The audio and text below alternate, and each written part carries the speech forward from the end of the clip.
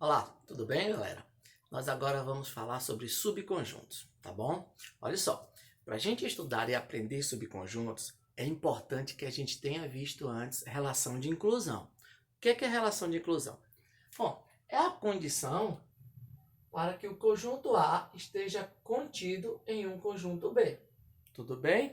Ou seja, se um conjunto A está contido em um conjunto B, é porque todos os elementos do conjunto A são também elementos do conjunto B. Pronto. Isso é o que a gente estuda lá na relação de inclusão, tá certo? Bom, então o que são subconjuntos? Vou colocar uma definição rápida para vocês entenderem melhor, porque assim vai ficar muito mais fácil, tá certo? Então vamos lá. Imagine a seguinte situação. Dados dois conjuntos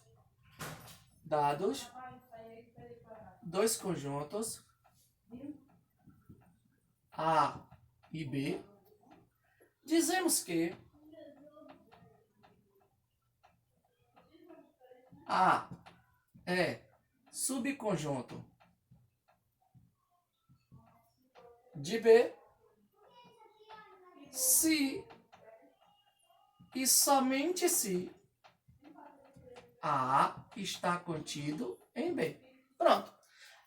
É do que a gente acabou de estudar. Né? Se nós estudamos relação de inclusão, fica muito simples entender o que é um subconjunto. Então, dados dois conjuntos A e B, dizemos que A é um subconjunto de B, se e somente se A está contido em B. Ou seja, se todos os elementos de A são também elementos do conjunto B, o que eu posso afirmar é que A é um subconjunto do conjunto B.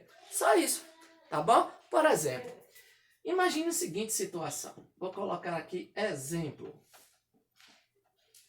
Se eu disser para vocês que o conjunto B é formado pelos elementos A, B, C e D, e se o conjunto A é formado pelos elementos A e D, bom, fica muito fácil a gente perceber que todo elemento que é do conjunto A é também elemento do conjunto B. O que eu posso afirmar é que, neste caso, A está contido em B. E se A está contido em B, é porque A é um subconjunto de B. Simples assim, tudo bem? Então, se o conjunto A está contido em um conjunto B, é porque A é um subconjunto do conjunto B. Bom, agora, a partir daqui, a gente pode citar 4 coisas importantes, tá bom? 4 coisas importantes e que eu vou colocar como observações. Observações.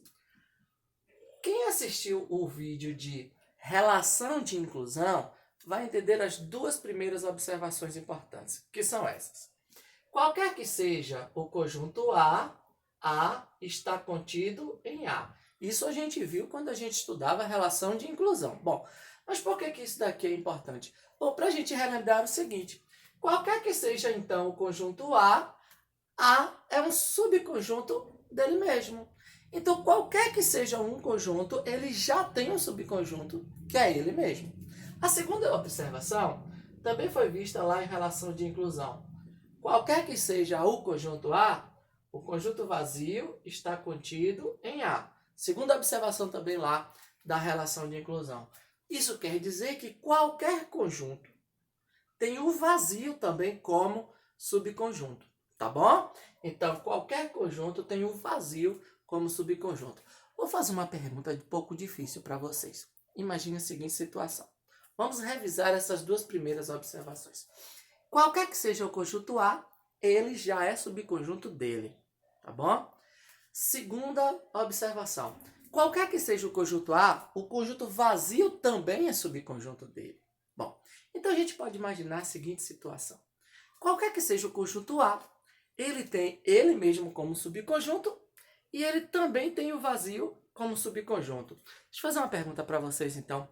É fácil perceber que qualquer que seja o conjunto, ele já tem 2 subconjuntos? O vazio e ele mesmo? Fica a pergunta. Qualquer que seja o conjunto, ele tem no mínimo 2 subconjuntos? Pensa um pouquinho aí. O vazio e ele mesmo.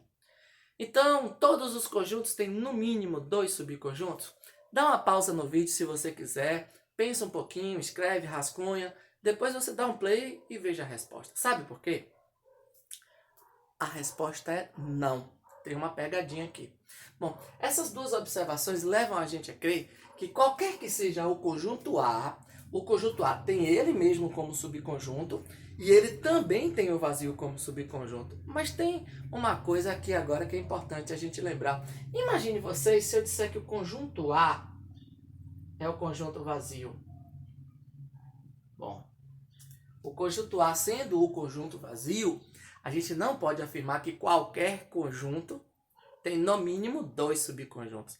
Porque se o conjunto A é o conjunto vazio, ele mesmo já é o conjunto vazio. Então, ele é subconjunto dele e o vazio, que é ele mesmo, é subconjunto dele. Então, neste caso, esse conjunto A só teria um subconjunto, porque ele mesmo já é o vazio.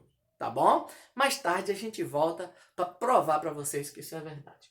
A terceira observação é muito importante, que é o seguinte. Qualquer que seja o conjunto A, eu disse para vocês que ele tem ele como subconjunto e ele também tem o vazio como subconjunto dele.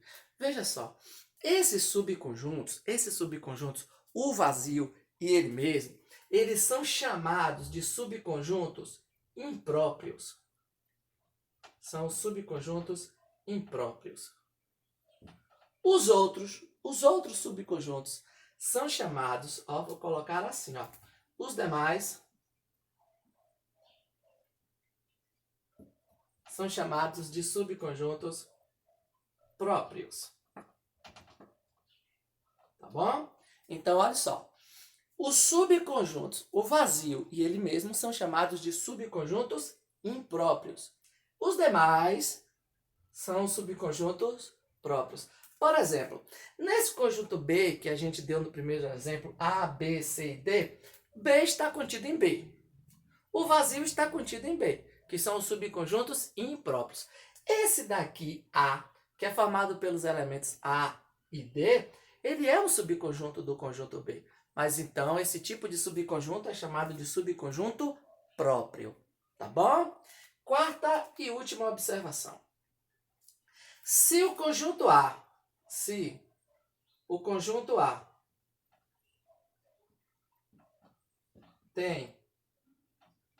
N elementos, vocês já devem lembrar disso. O número de elementos de um conjunto é o cardinal do conjunto, tá? Então, se o conjunto A tem N elementos, então ele terá 2 elevado a N subconjuntos. Tá bom? Então, se o conjunto A tem N elementos, então ele terá 2 elevado a N subconjuntos. Tá bom, minha gente? Deixa eu mostrar uma coisa aqui para vocês.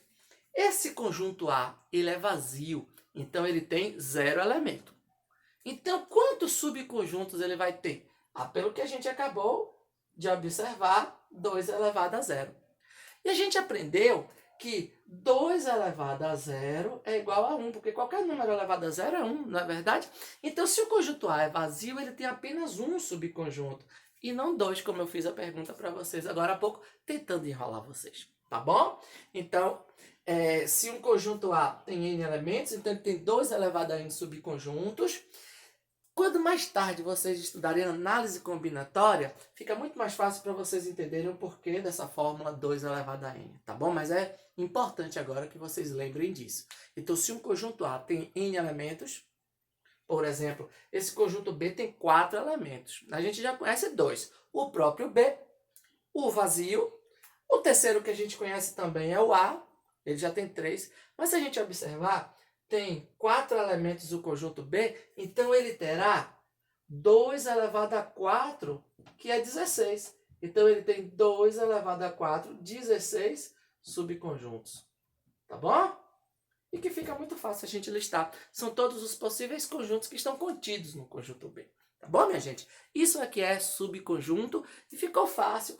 essa explicação só para a gente ter uma ideia. Depois é interessante que vocês estudem o conjunto das partes e outras coisas mais, tá bom? No próximo vídeo a gente vai postar para vocês conjunto das partes. Ok, minha gente? Espero que tenha sido claro, espero que vocês tenham gostado da aula. Não se inscrevam, por favor, se inscrevam no canal, curte o vídeo, ative as notificações para sempre vocês receberem as próximas aulas, tá bom? Um abração para vocês e até a próxima.